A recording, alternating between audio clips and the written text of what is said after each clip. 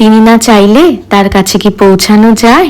কখনোই যায় না। নমস্কার বন্ধুগণ, আমি তোমাদের বন্ধু পৌলমী চলে এসেছি আবারও একটা নতুন ব্লগের সাথে। গত 3 মাস ধরে ভেবেই চলেছি বড় মার কাছে যাব, কিছু না কিছু কারণে যাওয়াই হচ্ছিল না।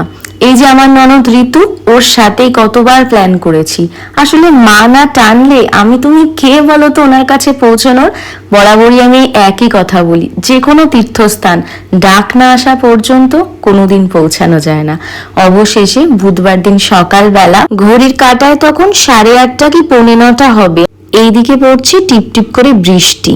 দুজনে মিলে গুটি গুটি পায়ে মায়ের মন্দিরের দিকে এগিয়ে গেলাম। ও মা, গিয়ে দেখি একদম লাইন নেই, সোজা ঢুকে গেলাম মন্দিরের ভেতর। এত তাড়াতাড়ি মায়ের দর্শন পাবো আমি তো ভাবতেই পারিনি। মায়ের দর্শন তো ভালোভাবে হলো, মাকে জানালাম মনের সব কথা। তবে ওই মায়ের চোখের দিকে তাকালে সত্যি সবকিছু ভুলে যাই।